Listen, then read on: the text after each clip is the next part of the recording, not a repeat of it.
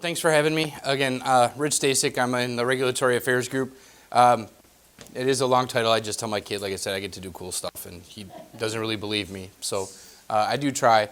Background is actually, I'm an auditor by background. So I spent 22 years doing IT and financial audit. Came to the company as part of the internal audit group 7 years ago, and then I moved to this role about 4 years ago.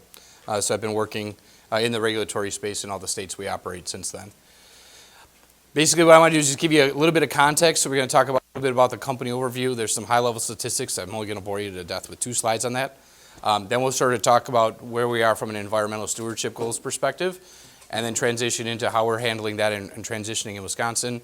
And then we also have, and I'll show you on the org chart, the corporate org chart, we actually have a non-regulated division that also has been investing heavily in renewable energy as well. And we can certainly talk through any questions that you have. Don't feel the need to wait to the end. Sometimes it's nice to get a break from listening to my voice, so feel free. So a quick overview. We're actually part of the WEC Energy Group. That's a company that was formed January 29th of 2015 when Wisconsin Electric Corporation acquired Integris. So we actually have utilities that operate in 4 states right now. We Energies, which is Wisconsin Electric and Wisconsin Gas, operate in Wisconsin, as does WPS, Wisconsin Public Service, operating out of the Green Bay area. We also have in the UP, we have the Upper Michigan Energy Resources Company that operates as electric and gas utility. And the Lower Peninsula of Michigan, we have MGU, Michigan Gas Utilities. Over in Minnesota, we have MERC, which is the Minnesota Energy Resources Corp. And then we have 2 gas distribution companies in the Chicago area, Peoples Gas in in actual Chicago proper, and then North Shore Gas that operates in the northern suburbs of Chicago.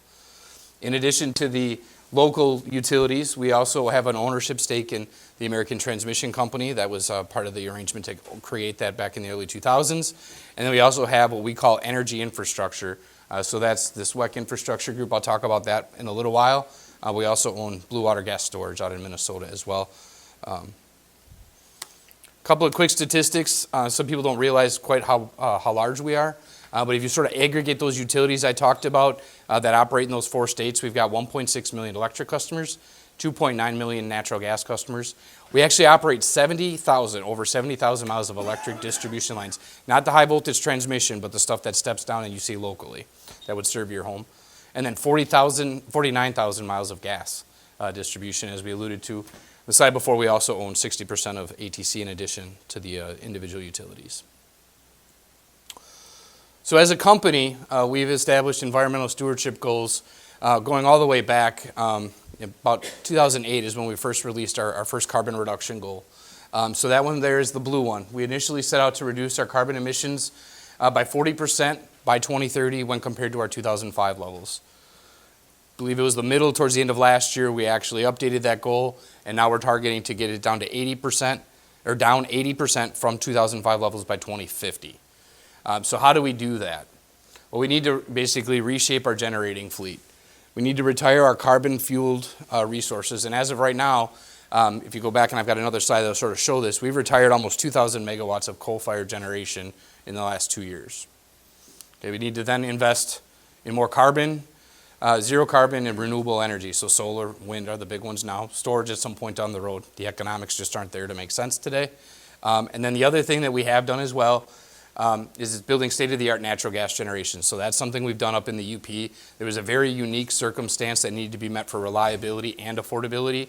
Renewables couldn't accomplish that by themselves, but the natural gas plant was a big upgrade up there for reliability. We're able to actually split what would normally be one central station that had to be huge, put it in 2 smaller pieces, and locate them in strategic spots in the UP, and avoid significant investment in transmission as a result of doing that investment that way.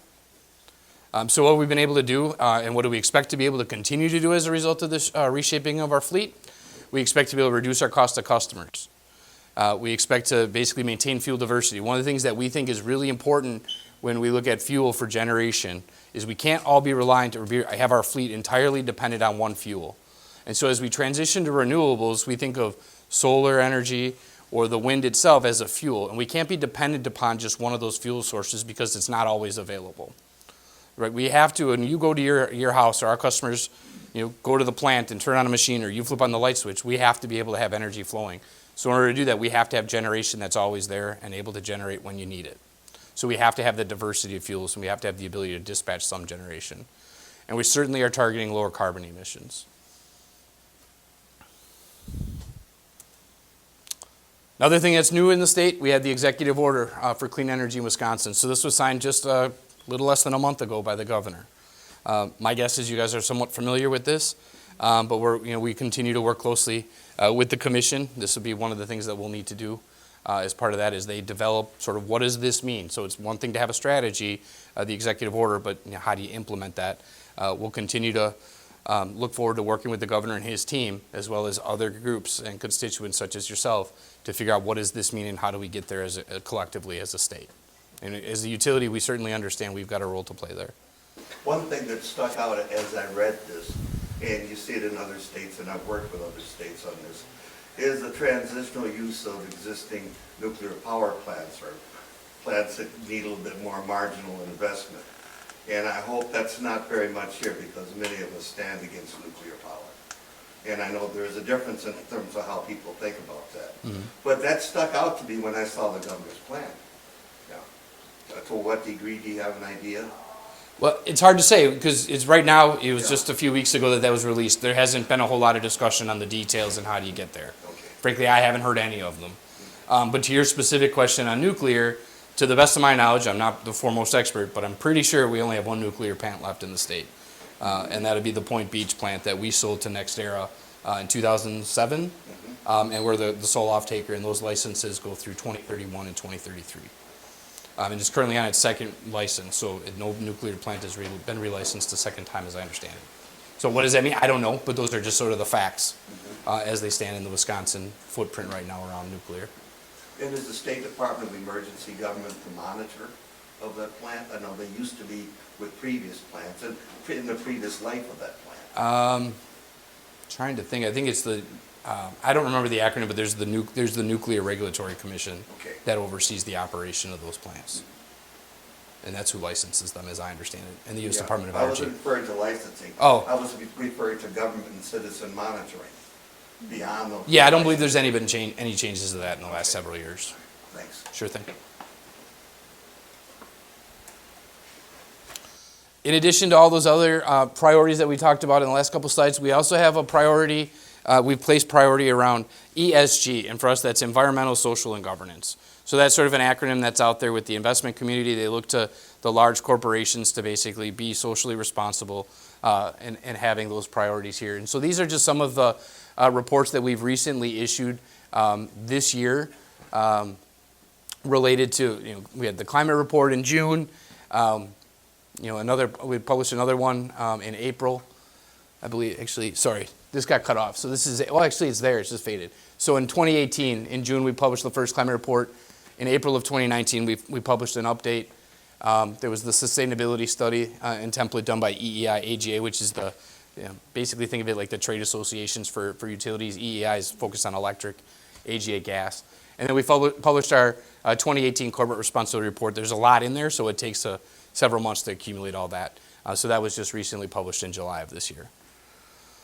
So one of the things that, these are really the key initiatives that we have on the environmental, social, and governance initiatives. And I just put a star next to the two here. Carbon goal, because I think that sort of ties in very nicely with renewable energy. And then we actually have a very specific goal to make $1 billion. This will be in investments between 2019 and 2023 as an enterprise in renewable generation. I don't know if this is a focus of the group, but the other thing that's relatively unique to us as an organization is setting a methane goal. We've actually recently set a methane emissions rate reduction of 2030 by the year 30%, sorry, by 2030 when compared to a 2011 baseline. I think you'll see more of that with other gas distribution companies, but that is certainly one of the ones where we're out on the forefront on that a little bit. Oops. Yes. Are there any plans to get rid of the coal ash above ground and maybe deliver it back to the mines and fill the mines up with it? Because it's messing up the water systems. So that's a question that's a little bit deeper than me. I'm not an environmental engineer or expert. So as it is right now, I don't know of specific plans, but I can't tell you there aren't plans either. I just don't have enough information to answer. Every time the ash gets into a body of water, it costs us money to clean it up. Yeah, here we actually have containment vessels that, so I know we're not in a situation like Duke Energy by any stretch of the imagination, but when you get into the details of that, I just don't have it as we sit here today. I wouldn't be able to answer that for you. I don't know. I have a question about the methane reductions. Yes. The 30% methane reductions, is that methane reduced from the source of where the methane comes from, when natural gas comes out of the ground and it's flared off improperly, or is it from the generation plants, or where? So the methane emissions are with us as a what's called an LDC, a local distribution company. It's when it's within our system. So we'll basically design the system, monitor it, and basically fix leaks so that we don't have any. We'll reduce those emissions from our system by that 30%. We don't control wells or anything like that, so we don't have the ability to control that. Okay, so while that might reduce methane emissions in terms of what your company is doing with the plants that are here, wouldn't necessarily take care of the emissions that might be happening out west where the natural gas. That's correct. Yes, it would just be within our system. Thank you. I don't know who was first. Has there more been deeper science research regarding organic energy like seaweed, soybeans, hemp, corn, mustard seed, and the list can go on? Has there been deeper research for them to be alternative oils? We have not researched that as a company. We actually leverage enterprises like EPRI, which is an engineering think tank, and rely on research that they do and actually will fund studies on that. But to those specifics, I'm not aware of any research that's been done recently on those topics. Okay. Yes, sir. One of the things that they talk about a lot in the UN report of October is carbon capture and getting stuff out of the air and putting it back into the underground. Have We Energies looked at that at all? I You think put up a lot of carbon in the air already, and so is there some attempt to remedy that situation? Sorry. It's one of those, it's in the plethora of things I think that we continually evaluate on how we manage the plants. Have we done a specific study? Not that I'm aware of. One of the things that as I've read things about the industry, as an individual, carbon capture is one of those things where it's becoming more economic, but the economics aren't quite there. And one of the things we have as an obligation as a public utility is, when we make investments, they have to be prudent and financially sound. So we can't go and make an investment, expect the commission to have customers pay for that if it's not the most economic solution for a particular circumstance. But that is one of the things that drives many of these decisions, and I hope that answers your question. The technology is developed, I understand the technology is developing and it's not quite there yet, Right. but I would hope it would be on your someplace down the road plan. Yeah, it's certainly those types of things are things that we would continue to monitor and look at as the technology evolves and matures. You mentioned methane leak reduction, and I was wondering how you track the leaks. Believe it or not, there's actually probably a whole team that does that. We do it through a variety of means. We've got sensors on the system. We monitor volumes at different points in the system. So if you put in so much volume and then a little bit less comes out, that's leakage. They actually go around. We actually have what's called sniffer trucks. They can actually smell natural gas, and I use smell loosely, but it can actually detect them, and you can identify where leaks are through that approach.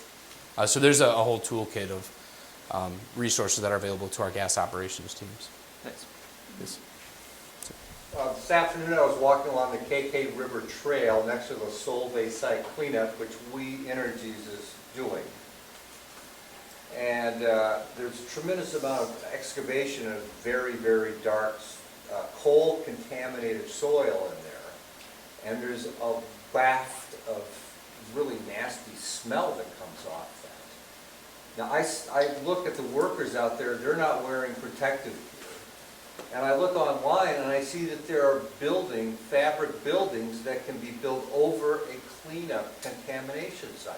And I'm wondering why you're not protecting the neighborhood from this long tradition of digging out this toxic material, coal, which off-gasses naturally. There used to be a gigantic pile of it there at the Greenfield Avenue site, just in the open, off-gassing into the neighborhood. Now, how many open piles of coal does WEC Energies have that are just off-gassing into the environment, as opposed to in Europe where they enclose the coal? We want to get away from the coal certainly, but your practices now obviously aren't the best. Well, I can't comment on specific sites because I'm not at those sites. I work at the office downtown. But what I can say is we operate all our plants within all of the guidelines that we have to, both from a federal and a state mandate. We're governed and overseen by the commission, That's- EPA, DNR. Well, I'm just, That's a secret, those are all the items that we have to, we operate the plants in compliance with. But As far as could open, choose to do better. as far as open, piles, we actually have, one of the sites, where there's piles that we keep in reserve, those are fully encapsulated, they're not operating. So we don't, they're fully encapsulated. So we do take measures to mitigate those types of circumstances. Which location is that? It's at our Oak Creek facility. So all coal is, I didn't say that, all the coal piles that are basically there as reserve. So they're not active coal piles that need to be feeding the facility. You know, Creek about the new water discharge permit, how did that work out? That one's really new. I don't know a lot about it. I've not been in the office since middle of last week, so I have not had a chance to follow up on that. I don't know where that's at. Good question. Yes? Sorry. So I am wondering if we will have access to your PowerPoint. I don't see why not. I think everything has been publicly disclosed in other venues in the past. Okay. So will it be shared then with our organizers? Yeah, I have to just double check and make sure that there's nothing in here that wasn't, but I don't believe anything is, and then we can get it to it as a PDF and email that over later this week. Great. You're welcome. You briefly mentioned energy storage, which is something that's going to be needed in the future if we want to go 100% renewable. Have you considered any other form of storage besides batteries, for example, pump storage? Yeah, that's the world's oldest battery, actually, I think. There's a big one out in Michigan, I believe, out on the western side of Michigan. Those technologies are all things that we continually look at. And I don't want to sound like a broken record, but when there's an application that makes economic sense, we're certainly going to go ahead and pursue that. And so as it is right now, there's batteries are one technology, certainly pump storage, but you need to have the reservoir. There's a lot of things that go into that. And when you get into environmental aspects, there might be one thing that it makes one group happy, but using the land for a different may make another group unhappy. So there's a lot of priorities and a lot of vested interests to sort of balance there. But we're always looking at ways we can most effectively use the current technology available to us for the benefit of our customers at the best price for our customers. So, do you want to continue with your? I can take more customers, whatever. Oh, there's another question. To encourage more people to put solar in their homes, will you get rid of the requirement for the second meter? We spoke about that here last month and found out that we're the only area in the whole state where you have to have 2 meters, and possibly the whole country. I don't think I agree with the whole country part for sure. Well, that's what But at the end of the day, right now, what we've got approved with the commission is the 2-meter situation. So we can't really deviate a whole lot from what's been approved by the commission and how we operate those. The one thing we need to make sure we're continually, capturing properly is consumption as well as generation off of there. And so that we can avoid any potential cost shift between customers with solar and those who don't have it, we need to properly measure that. the rest of the country doesn't feel that way. And in fact, the rest of the state, the other power companies in this state don't require 2 meters. I think that's an important policy question that'll continue to be looked at as we go in for rate cases and. Well, you can make and the others. application to get rid of it. Who's gonna fight the application to get rid of the second meter? Anybody here? See, nobody.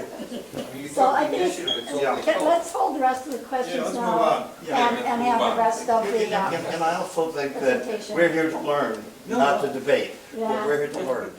Thank you. You like these fights. So we get back to reshaping our generation fleet. So really what we're working to do is transition to a cleaner, reliable energy future. So really it's basically think of it almost like a 2-step process. I mean, first we got to identify where we're going to retire the plants, and those are, right now they've been coal units that we've been retiring. And then we need to figure out what the appropriate technology is to replace that generation asset. When it comes to generation, there's really 2 aspects to generation. There's energy, so the electrons that when you turn on the light, it flows through here. Then there's also capacity, so the availability to generate electricity. And right now, renewable energy resources, there's two main ones, right? I think anyone would agree with that, taking hydro out of it. There's two main ones that are available today, solar and wind. Now, I'll tell you right now, solar is a great capacity resource. It's not the best energy resource. Wind is a great energy resource, but it's not a very good capacity resource when you look at it from planning for peak loads. Because your peak load, the load that utility has to plan for, build for, and be able to serve customers for is that peak capacity, that peak demand on the system, which typically happens middle of August, 2 o'clock in the afternoon when the sun's beating down and everyone's got their air conditioning on. It's generally when people are starting to come home. Businesses haven't shut down yet. People are coming home, ramping up the air. Wind doesn't generally generate there, so you don't get a lot of credit for wind being able to meet that capacity. Solar is.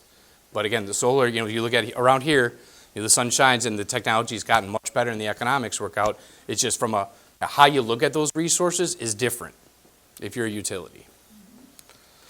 So then the next piece is then investing in that cost-effective zero carbon generation, depending on what the need is you're trying to meet. Just a little visual here. So if you go back to 2007, now this is a combination of We Energies and WPS. So I do want to caveat that. I don't have the splits, but just give you a sense of our combined coal. This is all coal. Okay, so in 2017, we're at a little over 4,900 megawatts. You fast forward in April of 2018, we retired just shy of 1,200 megawatts of coal at Pleasant Prairie down in Racine County, or Kenosha County. September of that year, we retired all of Edgewater 5. We had a partial ownership at WPS, so that was 100 megawatts of capacity that we retired. And then in October up in Green Bay, I don't know if you guys go over there, but the Leo Frigo Bridge that's there, the coal plant that's right there, that's the Polian power plant. That was retired October of 2018, and that was 200 megawatts. And then March of this year, up in the Upper Peninsula in Marquette, Michigan, we retired the Presque Isle power plant, which is 350 megawatts. So we're down to a little under 3,100 megawatts of coal-fired generating capacity between the utilities. So we took out, right around 1,800 megawatts, about 35% of the fleet. Which ones are left, could you please? So we still have Oak Creek. Oak Creek, yes. So that's combined South Oak Creek and Ergs, and then there's the Weston plant. Yep. Weston, not in the western part of the state. No, Weston is in right around Rothschild, so Wausau area. And what kind of,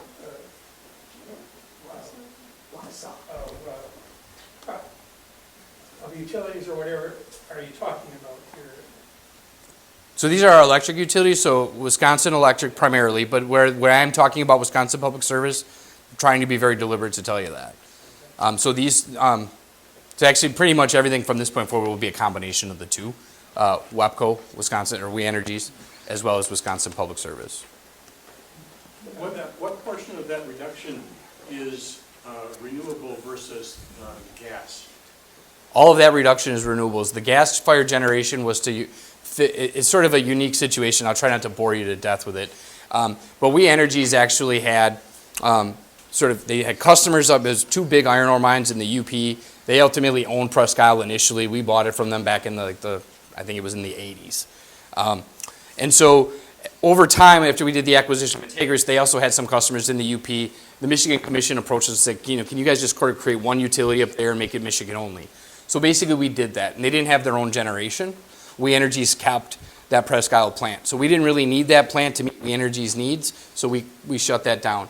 Additionally, at the same time, the UP had a lot of reliability problems. So they were looking at making a several $100 million transmission investment to fix the reliability concerns.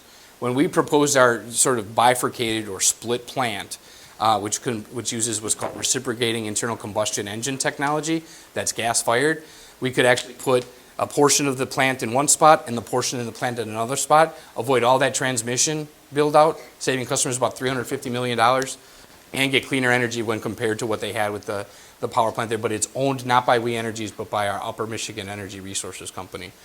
So that's sort of some background. But any of the retirements we have here right now, we have, and we'll talk about the plans here in a minute, it'd all be renewables and specifically solar. Let's go on now, please. Okay.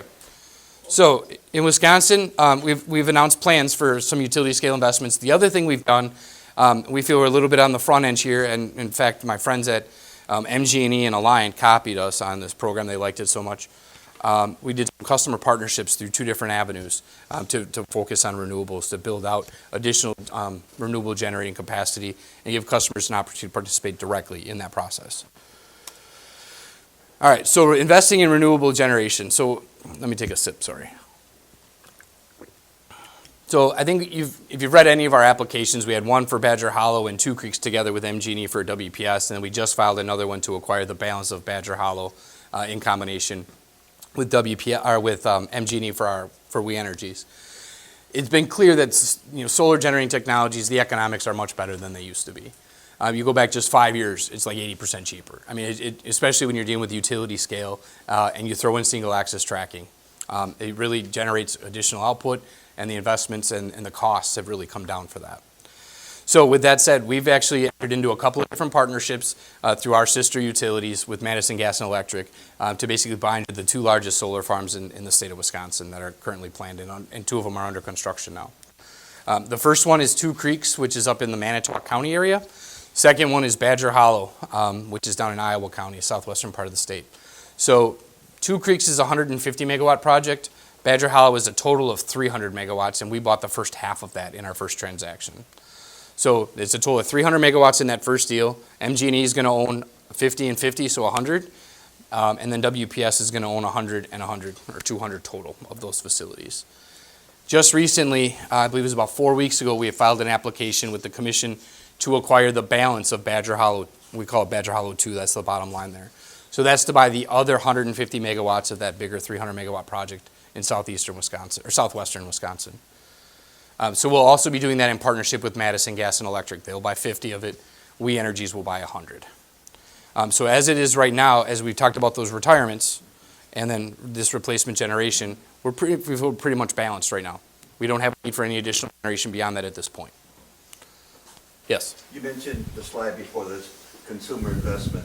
And some of us are aware of the array in Middleton where non-homeowners or renters or condominium folks can invest in that array and get the benefit of it. Is that the type of thing you're talking about? It's not at this time. It's a little different. It's not this time. There's some things that are a little similar, Yeah. but we'll talk about that.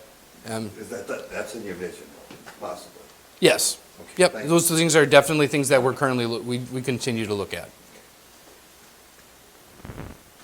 So all in, I mean, if you look at just in Wisconsin, we'll be making, we had told you before, we had the $1 billion overall enterprise goal to invest in renewables. We'll be buying 300 megawatts of homegrown, if you will, solar energy from Wisconsin and investing just shy of $400 million to do that. The first 2 projects, Two Creeks and the first part of Badger Hollow, they will be online and actually generating electricity by the end of 2020.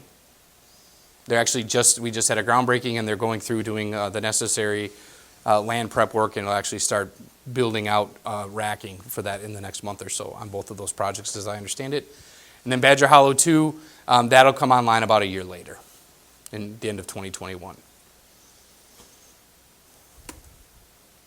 So these are our customer partnerships. We actually had 2 pilot programs approved by the commission at the end of 2018. So it was December 29th. I remember getting the written order while I was waiting for the holidays to begin, I guess, or New Year's.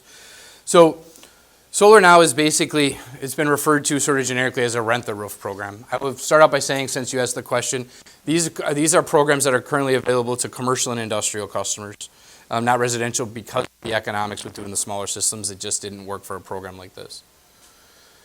The Solar Now program is distribution connected solar facilities. It can be on a roof or it can be a ground mount array. It has to be on the customer-owned property. It's hosted by the customers in exchange for a lease payment tied to the capacity value of that machine.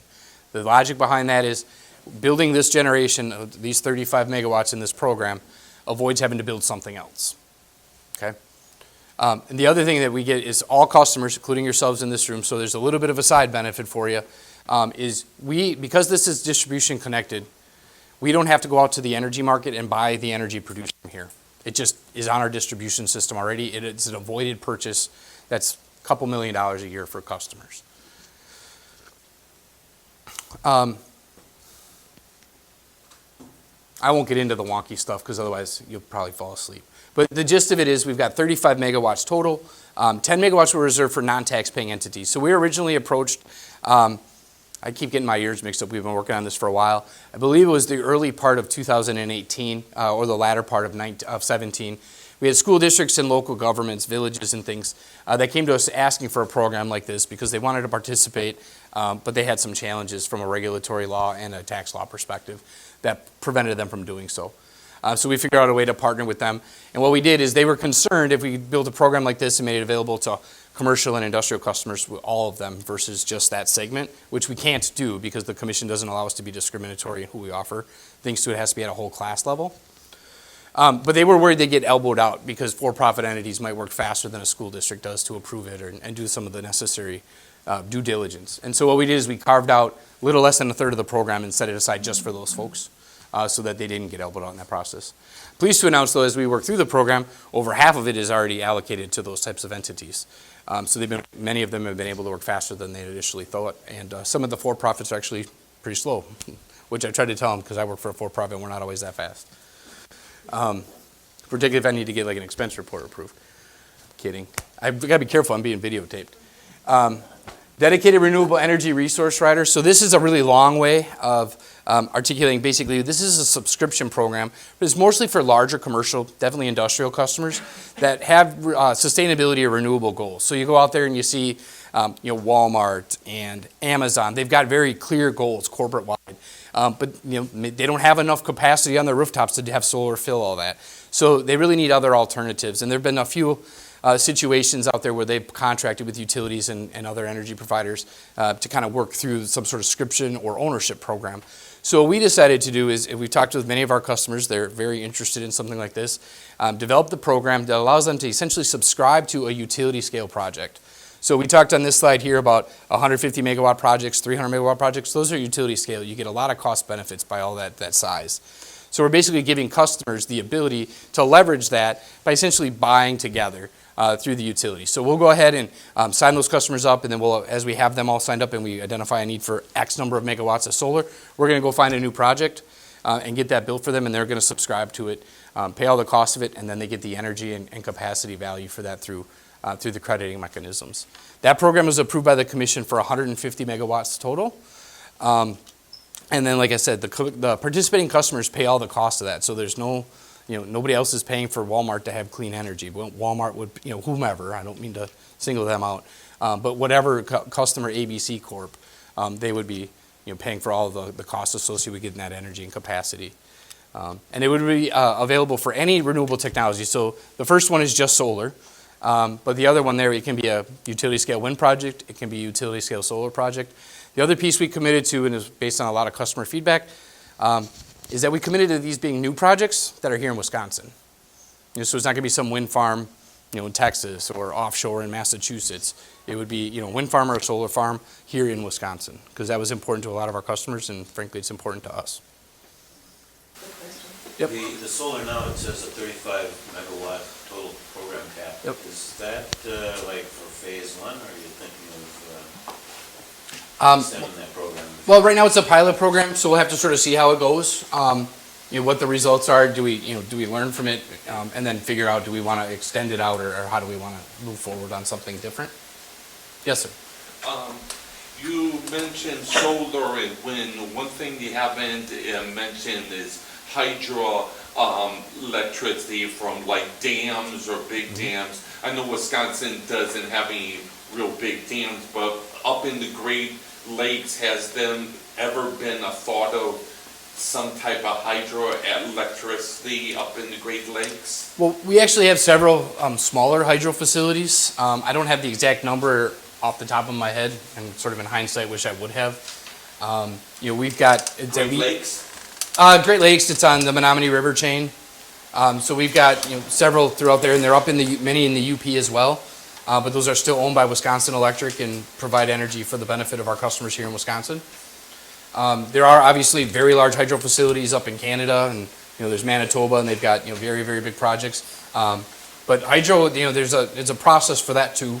And there's also the other side of the environmental concerns is certain folks with the constituency don't always want their waters dammed and creating the backup and the fish. And so there's just a lot of factors to consider. You can't just throw them up because it makes good sense. It's on the plate as well. Well, hydro is probably the first renewable resource we've ever had, Okay. right? And I think you mentioned, I think it was you, the pump and store. That's sort of the same thing. You take a hydro facility, let it run during the day, and then at night you use off-peak energy, pump it back up to the reservoir, and then during the day you let it run back down. You just keep running that same water kind of through a turbine. So that, those are some technologies that have been renewable and in place for a long time. And we've made investments there, and we'll continue to make investments there where it makes sense. That's good. We'll continue to look at those things. Okay. Yes. Isn't dedicated renewable a program that the city or county of Milwaukee might consider participating in? Both of those are customers that we're talking with about the program. And what does the utility provide? So basically, we would oversee the construction, do all the ownership, maintain it, operate it, and get it all interconnected, basically all the back-end administrative side. And then if you're a facility that's utility scale, that's transmission connected, you actually need to, there's this entity called MISO, the Mid-Continent Independent System Operator. So if you're going to grid connect things, you actually have to be registered and certified with them. All utilities are. So we give them the ability to actually get that power to the grid and transmit it so that it can be usable. Because if you're building a solar farm in the middle of the central part of the state, and you're the, let's just say, city here in Milwaukee County, some city, without a direct line, you really can't take any benefit from that. You have to use the transmission system, and our ability to connect it to that is a big part of what comes with that too. As the technology changes, like the announcement that was made last week for 29% efficiency, which is a quantum jump from about 21, 22 to 29. And the only difference is the final layer on top of the panels where they're putting these round prisms on there so it can absorb more energy from the sun. Are you flexible enough, after you have an application approved, to actually take on a new development like that? Because that's here now. That was announced last week. 29% efficiency. So what I'll say with that is, we put forth a project that has certain specifications and parameters. That's how it's evaluated. Yeah, but can you change it? I'm working there. Okay. So as we go through the process and finalize designs, if there are better opportunities to make that more effective, more cost efficient, we certainly look to do that. Now, it may require us to go back to the commission depending on the scope and size of the change. But if it is a benefit to customers that'll be provided, we certainly would look at that. Yeah, it was unbelievable. Big headlines last week. Sure. Yes. I have to say that a few years ago, I joined these groups for very selfish reasons. So my question is, when is my bill going to go down? We're working to do that right now with a lot of this transition. So one of the things I'll tell you, I'm sorry? I thought I heard something. When we use less energy, our bills go down. Well, that could be one way. But certainly what we're trying to do is, if you look at, and I don't have a chart up here to show you, but if you look at what it takes to operate a coal plant, you need to have dozens of employees. You've got to buy the coal and handle it, get it there. You've got emissions, you've got a lot of systems, a lot of moving parts. They're very sophisticated, complex machines that aren't inexpensive to maintain and operate. And they take dozens of skilled people. Okay, so you got millions and millions of dollars of cost just to operate it. On the flip side, you go to solar panels. Now, it's a bit of a joke. It's not really true, because anyone who works at a solar farm, I don't want you to be offended. But my joke, and that we kind of use is, all right, well, we're going to have to put out the want ads. We need 3 people in a golf cart with a squeegee. There's not a lot to do with a solar farm to maintain it. Yes, there's going to be some maintenance. There'll be components, especially when you have a single axis tracker, that break. But you're not going to be spending nearly the amount of dollars in operations and maintenance costs for a facility like that as you would a larger fossil burning generating unit. So those are significant costs, and as we continue to work through the process to reshape our fleet is the term that we're using, you're going to start to see fuel costs will go down. We don't have to pay for the use of the sun. Okay, you're going to see operations and maintenance costs go down. So those things will work towards lowering the overall costs. I can't give you a date. If I had a crystal ball, I'd tell you. I don't. You've been waiting for a while. Sorry. Are you studying the Tesla Mega Pack now? It's a big battery system. You can slap it together. It's like plug and play almost. It can hold up to like 1 or 2 gigawatts on like 2 or 3 acres. Yes. So storage generally is something we're looking at. We're not going to marry ourselves to a particular vendor, but those, but those are. I'm sure someone else can know something, but you can plug any kind of power in there. You'll handle your peak load in milliseconds. Yeah. So I mean, those are technologies that we're looking at. As I said, one of the key things we need to be mindful of as a regulated entity here in the state is the cost effectiveness. Especially look at this battery pack as your power plant now. At some point, I think you could get That's gotta be there. the center of the thing we're looking at. At some point, I think you can get there. I don't, from what we've seen, the economics aren't there for that to be it, but conceptually, that's certainly one way the industry may go. You're very successful. Yes. I'm just wondering how much input the scientists have in private companies to talk to you about the impact of your operations in the community. Because I live down in South Milwaukee and moved there just about the time that they built the new fossil fuel plant down there at Oak Creek. And today, from what I hear, is it may not even come online. It was extremely expensive. We had experts come down who spoke against the plant.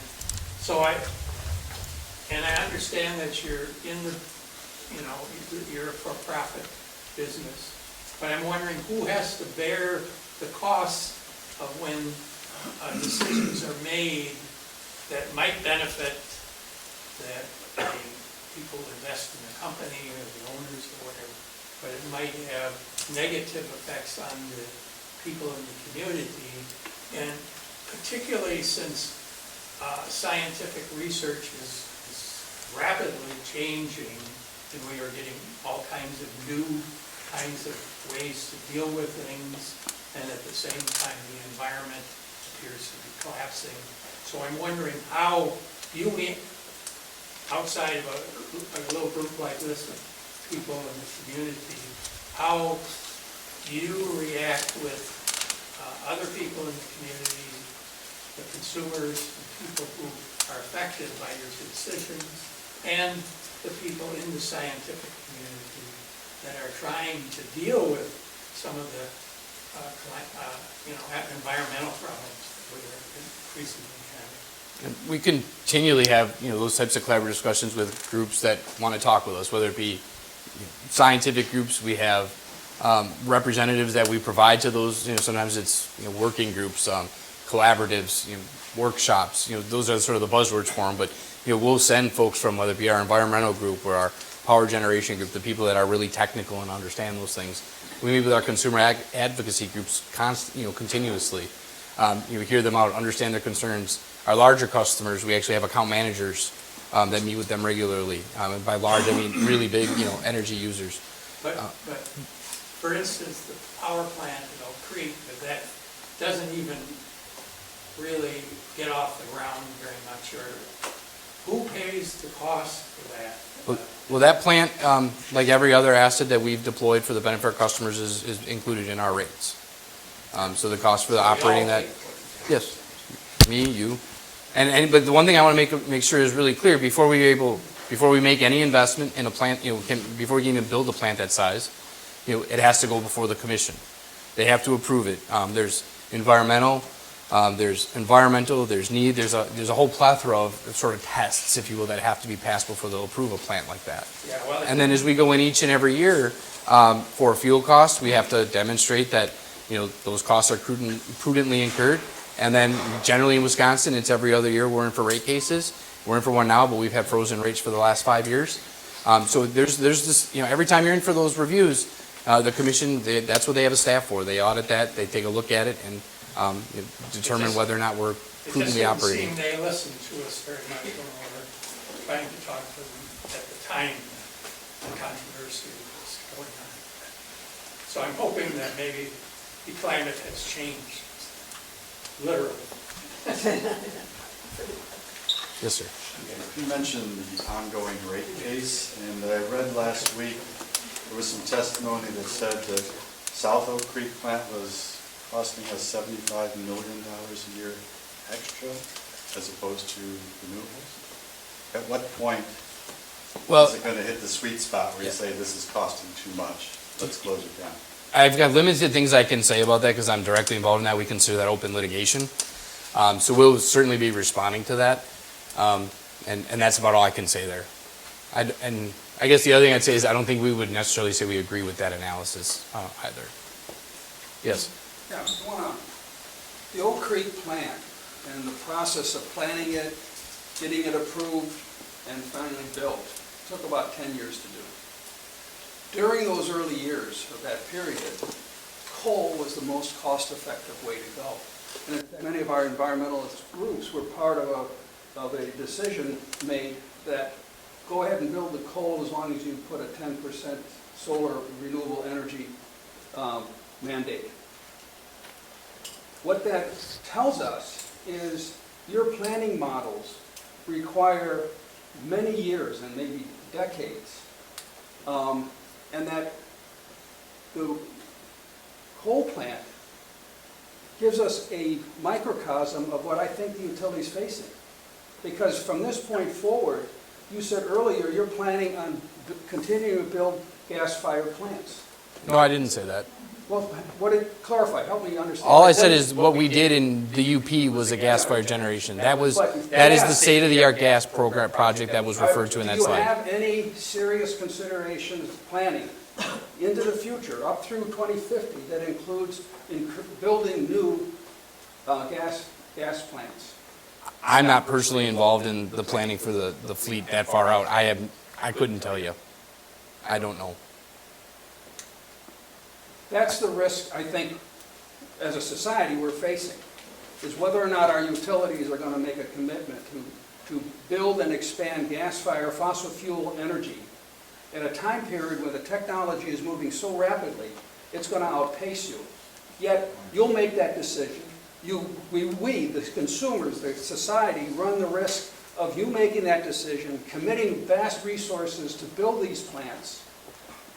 They'll become outmoded and replaced by renewable energy and the technology that's racing forward. And we'll be saddled with paying off that essentially poor investment. What's going on in terms of the utility thinking like this in terms of how do we manage growth and preparation in light of the kind of technology and the like? What do you have to say about that? Well, frankly, there's a lot there. Try to unpack it all. I guess the first thing I'd say is we don't get to build generation because we want to. We don't get to build it wherever the heck we want to, when we want to do it. That's not the question. Well, let me just get there, okay? Okay. One of the things you talked about was the models. Well, the modeling that we put forth goes through a variety of sensitivities, many different, we'll call them futures, and that's all part of the commission approval process. So, there's a lot of scrutiny that goes into these investments because they're well known to be long-lived investments. They're 30, 20, 40-year investments. That's why they get the scrutiny they do in open proceedings. The commission, sometimes they're very well heavily litigated by intervener groups, whether it be environmental groups, customer advocates, you name it. So there's a lot of parties that have the opportunity to present evidence. We present our analysis and all the sensitivities we've done. Staff does their own.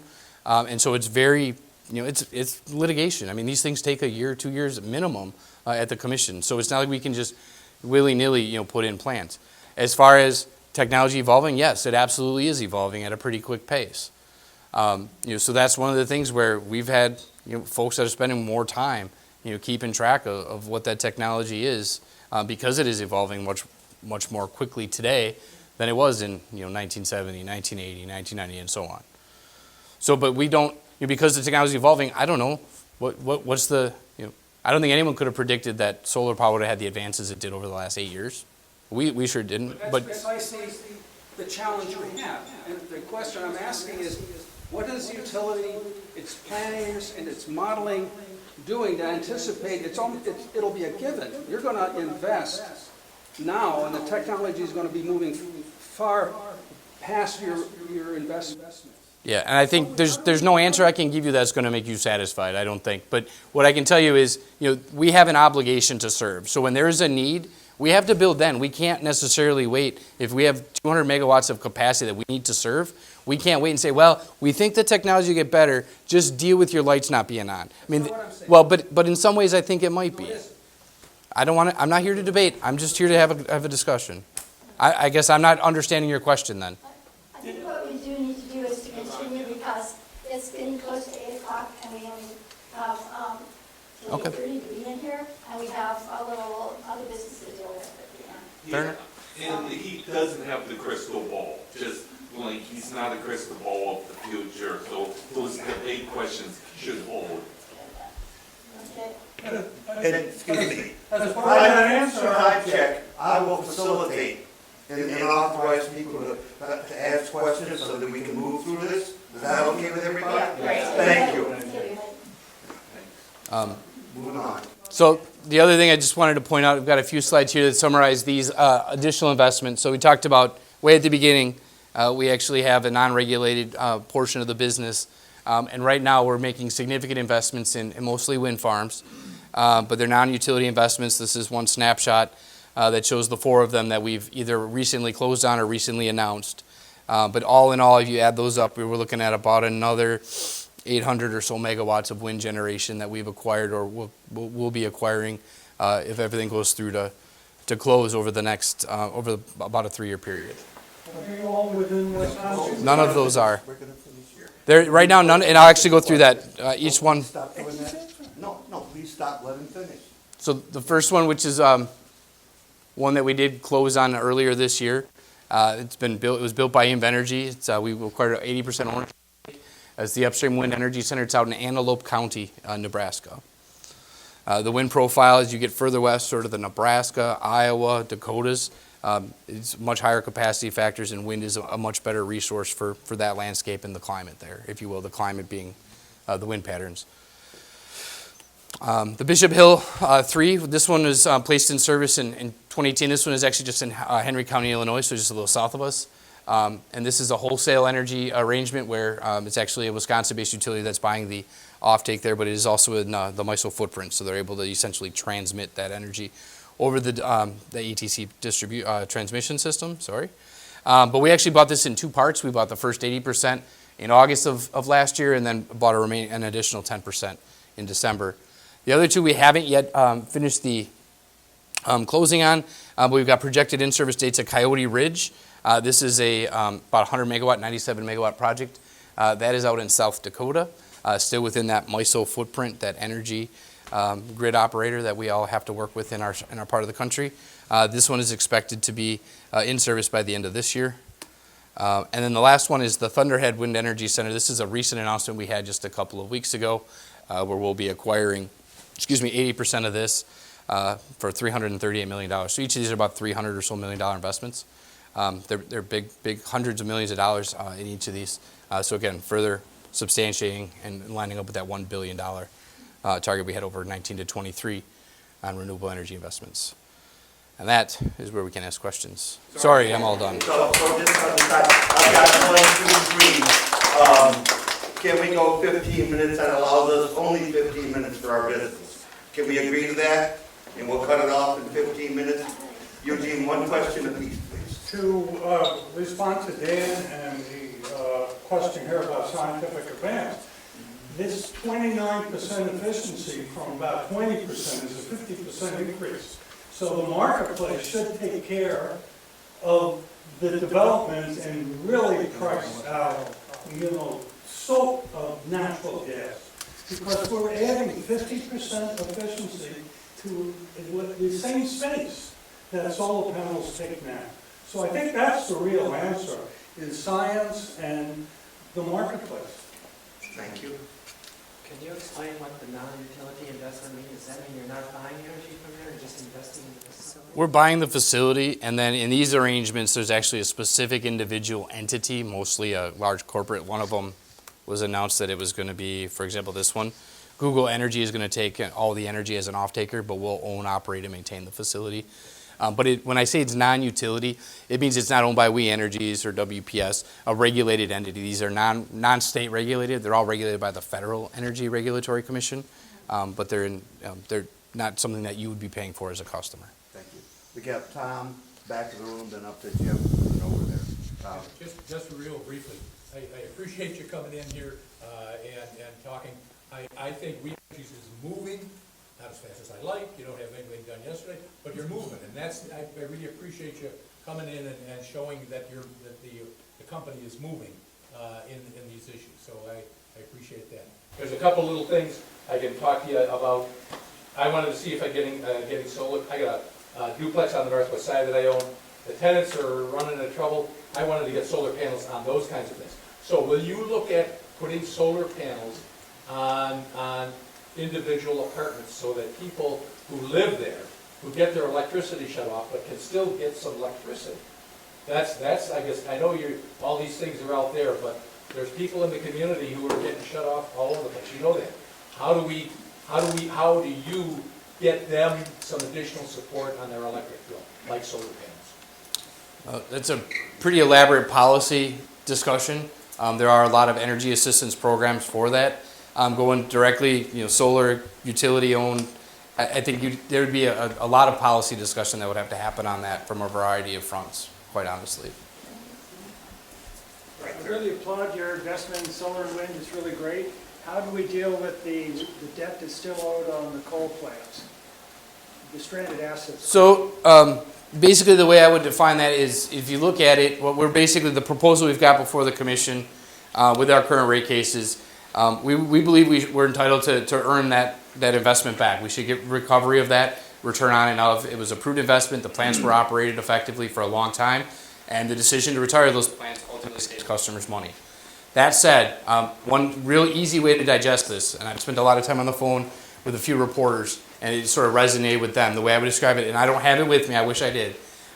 There's a really great bar chart that we created to help explain this to some folks. If you look at, there's 4 components of sort of how you pay for the cost of a coal plant. Okay, there's what's called the return of, this is the depreciation. So we invest $100 over, and we're going to get it back over 10 years, it's $10 a year. That's that return of. Then we get the return on, which is sort of that investment interest, if you will. Then you have, this is a little longer answer, but then you have the operating costs and then the actual additional capital. You keep running a plant, you have to continue to invest in it because, as we said before, complex machines. So if the utility still gets that return on and return of, but customers get the benefit of the avoided operating costs and then the avoided capital costs, and you run that out over the remaining life of that plant, customers will save on average, after we get the return on that investment, $120 million per year, minimum. So we think that's a fair balance. Yeah. We have this gentleman here, Greg, year 3, year 4, and I'm sorry I missed it, Jim, I'll come back. My question My fault, yeah. is, of the specific projects you talked about, I think that 2022 is Badger Hollow 2, I think was the furthest one out of the specific ones. And I'm wondering, is that because the company has nothing specific to announce yet about further projects, or you don't think you need to be building? So as of right now, if you look at when that project is complete, as we look at what we call our load forecast and what we need to serve customers with, we feel we're in balance there. We have enough generation to meet our load obligation. And how long do you expect to be in balance? It's hard to say. Right now, I don't see, there's nothing that I've seen that sort of changes that in the foreseeable future. So a year from now, we shouldn't expect to hear about another big project, another big solar project for the year after. We shouldn't expect it. It might. Yes, but things can change, right? So I guess just given the circumstances that we have today, with the existing fleet operating, if something happens to one of those units, there could be something there. But Time check, we have 9 minutes left. I'm going to come back to Jim, I missed him. Then we go 2, 3, 4 in the corner. Did you have a question? No. Okay, thank you. Just raise your hand, I'll try to keep it straight. Jim? Yeah, I've been a member of the Energy for Tomorrow program for many years, paying at 100%. So I have to say a few words in front of a group on Saturday about the benefits of green energy programs, Energy for Tomorrow, Arcadia, one of the competitors. We don't have enough time for this discussion now, but I have to talk to this group about this. Can I have your card so we can talk later about? you got it. All right? I may have to put you in touch with somebody else who's a little closer to that, but certainly give me a call tomorrow. I have a bit of a nitty-gritty question about wind turbines. Oops, I'm still with you. No, you're fine. Emit no greenhouse gases, and farmers can farm right up to the base, and utilize the real estate effectively. There's some friends of mine are concerned about them because of birds and bat kill. We Energy is concerned about that, and if so, what are the plans for doing anything about it? Are you talking specifically on the turbines? Yes. So every wind farm that's been sited in Wisconsin, and I believe every state, you basically have to do avian studies and avian mortality studies. And that's done in concert with, I believe, the EPA. I'm not the expert here, but certainly, like in Wisconsin, the DNR or its equivalent. And so depending on the results of that study, and I'm not an environmental engineer or expert, but you have to take mitigating strategies in order to reduce and mitigate those fatalities and injuries. So there are processes in place to manage that. Thank you. Greg? Well, what percentage of the buildings and parcels that WE Energy owns or controls has PV or wind on them? The only one I'm aware of is we've got a small PV system on what's called the Annex downtown. I'm not aware of any others. So how many buildings do you think you have? Boy, it's hard. It depends on how you scope it. Dozens. Probably several dozen. There's just opportunity. What do you do? Sir? So as more customers put solar on their houses, how does WE Energy plan to support the power infrastructure? Are you planning to sell and install solar panels on residential units?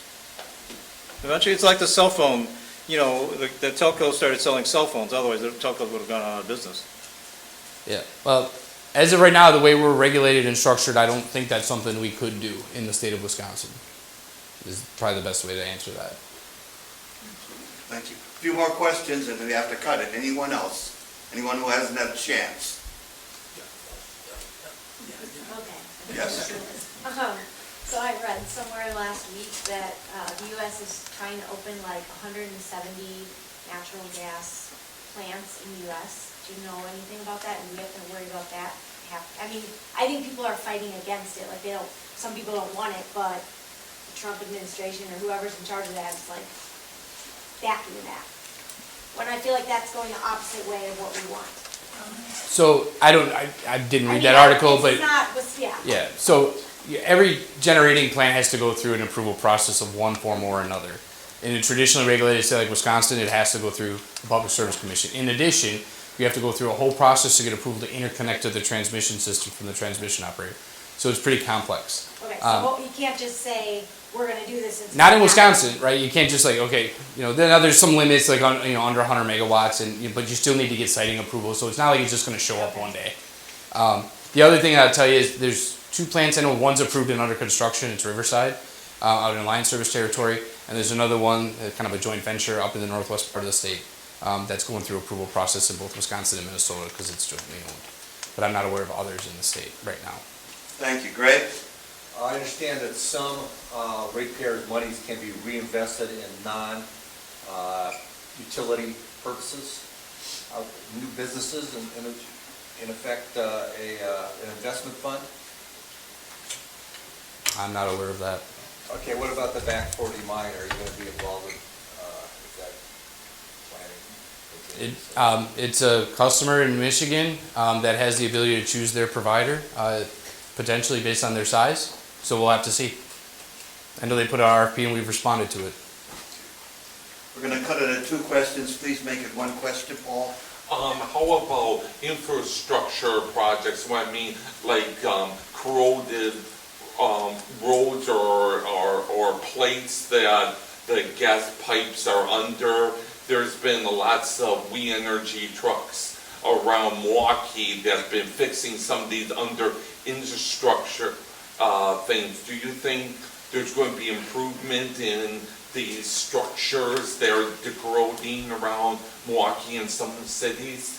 Well, we continue to monitor our entire distribution system and continually invest where it needs to be invested. I mean, safety is our biggest concern above all else. Okay, safety, then reliability. Those are the 2 things that are first and foremost. You talk with Mr. Fletcher, you talk with his predecessor, you talk to the people that I report up through. That's what we talk about all the time. So when you're talking about gas infrastructure, you're talking about electric infrastructure, you're talking about steam infrastructure in Milwaukee. Safety and the reliability of those pieces of equipment, those systems are utmost important. There was a gas leak in my area. So we got to hold. Last question, Tom. Yeah, can I talk to you privately for 2 minutes, just as an idea, not so much a question? Sure. Because then I'll be done. Thank you. I think we're good. Julie?